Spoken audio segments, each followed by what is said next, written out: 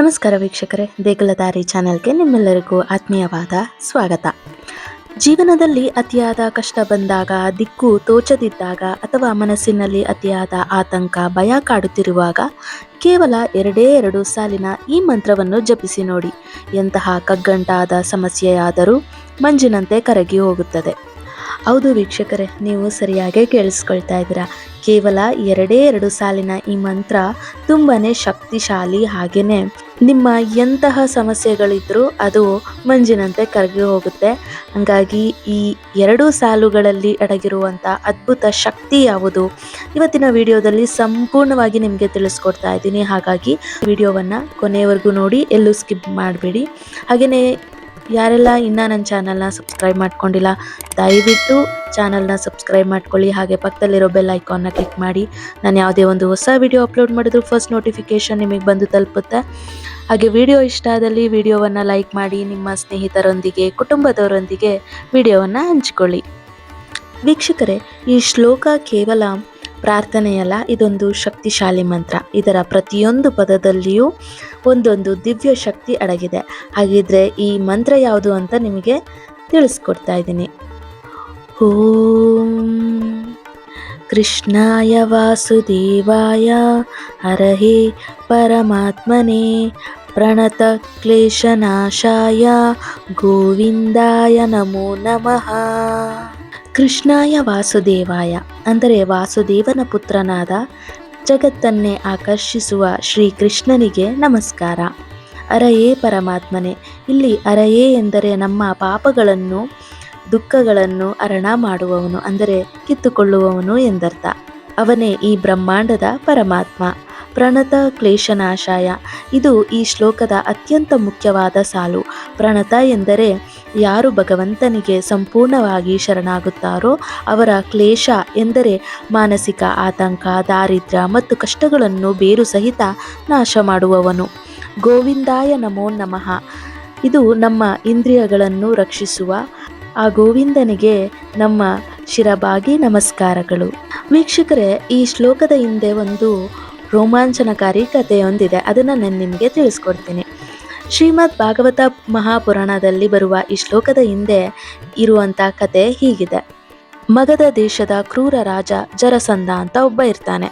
ಅವನು ತನಗಿಷ್ಟ ಬಂದಂತೆ 20,000ಕ್ಕೂ ಹೆಚ್ಚು ರಾಜರನ್ನು ಸೆರೆಮನೆಯಲ್ಲಿ ಬಂಧಿಸಿಡ್ತಾನೆ. ನರಕ ಯಾತನೆಯನ್ನು ನೀಡ್ತಾ ಇರ್ತಾನೆ.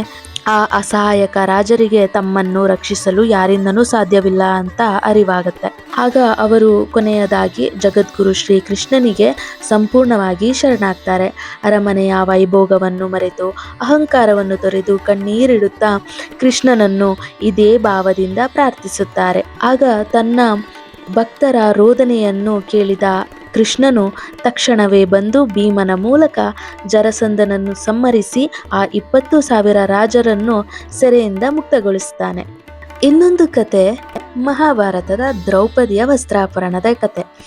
ಆ ಸಮಯದಲ್ಲಿ ದ್ರೌಪದಿ ಮೊದಲು ತನ್ನ ಪತಿಯರನ್ನ ಬೇಡ್ಕೊಳ್ತಾಳೆ.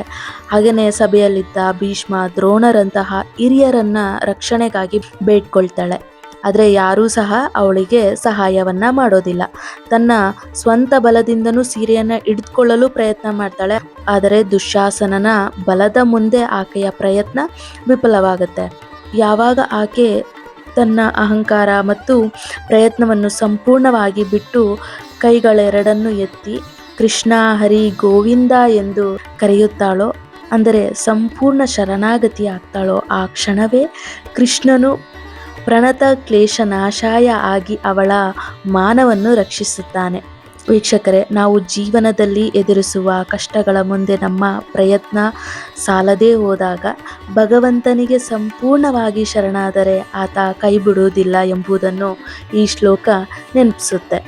ದ್ರೌಪದಿಯ ವಸ್ತ್ರಾಪರಣದ ಸಮಯದಲ್ಲಿ ಅವಳು 2 ಕೈಗಳನ್ನು ಎತ್ತಿ ಶರಣಾದಾಗ ರಕ್ಷಿಸಿದ ಧ್ವನಿಯೂ ಇದೇ ಆಗಿತ್ತು.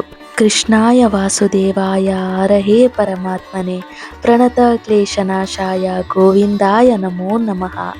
ವೀಕ್ಷಕರೇ, ಈ ಕೃಷ್ಣಾಯ ವಾಸುದೇವಾಯ ಮಂತ್ರವು ಹಿಂದೂ ಧರ್ಮದ ಅತ್ಯಂತ ಪ್ರಿಯವಾದ ಮತ್ತು ಪವಿತ್ರವಾದ ಗ್ರಂಥಗಳಲ್ಲಿ ಒಂದಾದ ಪ್ರಾಚೀನ ಶ್ರೀಮದ್ ಭಾಗವತ ಮಹಾಪುರಾಣದಿಂದ ಮೂಡಿಬಂದಿದೆ. ಈ ಪುರಾಣವು ಶ್ರೀಕೃಷ್ಣನ ಜೀವನ, ಲೀಲೆಗಳು, ಬೋಧನೆಗಳು ಮತ್ತು ಆತನ ದಿವ್ಯ ಸ್ವರೂಪವನ್ನು ವಿಸ್ತಾರವಾಗಿ ವಿವರಿಸುತ್ತದೆ. ಮಥುರಾದಲ್ಲಿ ಕೇವಲ ಒಬ್ಬ ಗೋಪಾಲ ರಾಜಕುಮಾರನಂತೆ ಕಾಣುವ ಕೃಷ್ಣನು ವಾಸ್ತವವಾಗಿ ಇಡೀ ಸೃಷ್ಟಿಯ ಹಿನ್ನೆಲೆಯಲ್ಲಿರುವ ಪರಮಚೇತನನಾದ ವಾಸುದೇವನೇ ಆಗಿದ್ದಾನೆ ಎಂಬ ಆಧ್ಯಾತ್ಮಿಕ ಸತ್ಯವನ್ನು ಈ ಮಂತ್ರವು ನಮಗೆ ಮನದಟ್ಟು ಮಾಡಿಕೊಡುತ್ತದೆ. ಇತಿಹಾಸದುದ್ದಕ್ಕೂ ಅಸಂಖ್ಯಾತ ಋಷಿಮುನಿಗಳು ಮತ್ತು ಭಕ್ತರು ಈ ಮಂತ್ರದ ಜಪದ ಮೂಲಕ ಕೃಷ್ಣನೊಂದಿಗೆ ನೇರ ಸಂಪರ್ಕವನ್ನು ಸಾಧಿಸಿದ್ದಾರೆ. ವೀಕ್ಷಕರೇ, ಈ ಮಂತ್ರದ ವಿಶಿಷ್ಟ ಸಂಸ್ಕೃತ ಪದಗಳ ಸಂಯೋಜನೆಯು ಭಕ್ತ ಮತ್ತು ಭಗವಂತನ ನಡುವಿನ ಗೋಡೆಯನ್ನು ಕರಗಿಸಿ ನಿಷ್ಕಲ್ಮಶ ಹೃದಯದ ಪ್ರತಿಯೊಬ್ಬರಿಗೂ ಕೃಷ್ಣ ಪ್ರಜ್ಞೆಯನ್ನು ಸುಲಭವಾಗಿ ದಕ್ಕಿಸಿಕೊಡುವ ಅದ್ಭುತ ಶಕ್ತಿಯನ್ನು ಹೊಂದಿದೆ. ಶ್ರೀಕೃಷ್ಣನು ದಿವ್ಯ ಪ್ರೇಮದ ಮತ್ತು ಭಕ್ತರಿಗೆ ಅತ್ಯಂತ ಸುಲಭವಾಗಿ ಒಲಿಯುವ ಭಗವಂತನ ಸಾರಕ ರೂಪವಾಗಿದ್ದಾನೆ.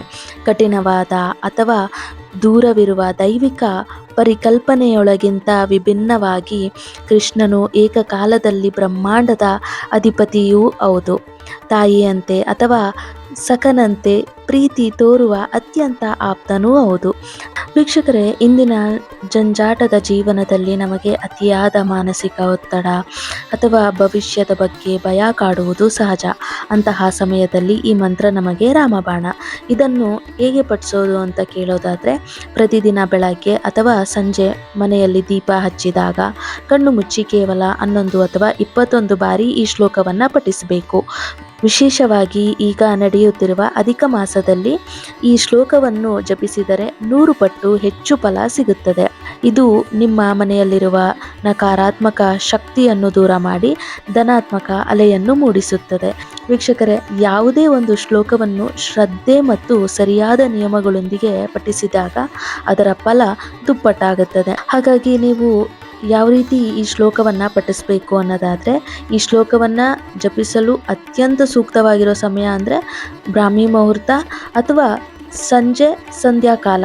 ಬ್ರಾಹ್ಮಿ ಮುಹೂರ್ತ ಅಂದರೆ ಬೆಳಗ್ಗೆ 4ರಿಂದ 5 ಗಂಟೆ ಒಳಗೆ. ಹಾಗೆ ಸಂಧ್ಯಾಕಾಲ ಅಂದರೆ ಸೂರ್ಯ ಮುಳುಗೋ ಟೈಮ್ನಲ್ಲಿ ನಾವು ಈ ಒಂದು ಶ್ಲೋಕವನ್ನು ಪಠಿಸಬೇಕು. ಬೆಳಗ್ಗೆ ಬೇಗ ಎದ್ದು ಸ್ನಾನ ಮಾಡಿ ಮಡಿ ವಸ್ತ್ರವನ್ನು ಧರಿಸಿ ನಾವು ಪೂಜಾ ಕೋಣೆಯಲ್ಲಿ ಶ್ರೀಕೃಷ್ಣನ ಫೋಟೋ ಅಥವಾ ವಿಗ್ರಹದ ಮುಂದೆ ತುಪ್ಪದ ದೀಪವನ್ನು ಹಚ್ಚಬೇಕು. ಹಾಗೆ ನೇರವಾಗಿ ನೆಲದ ಮೇಲೆ ಕುಳಿತುಕೊಳ್ಬಾರ್ದು. ಒಂದು ಮಣೆ ಅಥವಾ ಚಾಪೆಯನ್ನು ಹಾಕಿ ನಾವು ಪೂರ್ವ ಅಥವಾ ಉತ್ತರ ದಿಕ್ಕಿಗೆ ಮುಖ ಮಾಡಿ ಕುಳಿತುಕೊಂಡು ನಮ್ಮ ಮನಸ್ಸಿನಲ್ಲಿಯೇ ಶ್ರೀಕೃಷ್ಣನನ್ನು ಸ್ಮರಿಸಿ ನಮ್ಮ ಇಷ್ಟಾರ್ಥಗಳನ್ನು ಅಥವಾ ಕಷ್ಟಗಳನ್ನು ನಿವಾರಿಸುವಂತೆ ಪ್ರಾರ್ಥನೆಯನ್ನು ಮಾಡಿಕೊಳ್ಬೇಕು. ಹಾಗೆ ಜಪ ಮುಗಿದ ನಂತರ ಕೃಷ್ಣನಿಗೆ ನೈವೇದ್ಯವಾಗಿ ಸ್ವಲ್ಪ ಹಸಿ ಹಾಲು ಅಥವಾ ಬೆಣ್ಣೆ ಅಥವಾ ಕಲ್ಸಕ್ಕರೆ ಇಂಥದನ್ನು ಇಟ್ಟು ನಾವು ಪೂಜೆಯನ್ನು ಮಾಡಿ ತುಳಸಿ ದಳವನ್ನು ಸಮರ್ಪಿಸೋದ್ರಿಂದ ಕೃಷ್ಣನು ಪ್ರಸನ್ನನಾಗ್ತಾನೆ. ವೀಕ್ಷಕರೇ, ಕೊನೆಯದಾಗಿ ಆ ಭಗವಂತ ಶ್ರೀಕೃಷ್ಣನು ನಿಮ್ಮೆಲ್ಲರ ಕಷ್ಟಗಳನ್ನು ದೂರ ಮಾಡಲಿ ಅಂತ ಪ್ರಾರ್ಥಿಸುತ್ತಾ, ನಿಮಗೆ ಈ ಮಾಹಿತಿ ಇಷ್ಟವಾಗಿದ್ದರೆ ದಯವಿಟ್ಟು ವಿಡಿಯೋವನ್ನು ಲೈಕ್ ಮಾಡಿ, ಹಾಗೆ ನಿಮ್ಮ ಸ್ನೇಹಿತರೊಂದಿಗೆ ಶೇರ್ ಮಾಡಿ. ಹಾಗೆ ಕಮೆಂಟ್ ಬಾಕ್ಸಿನಲ್ಲಿ ಮರೆಯದೆ ಓಂ ನಮೋ ಭಗವತೆ ವಾಸುದೇವಾಯ ಅಂತ ಬರೆಯಿರಿ.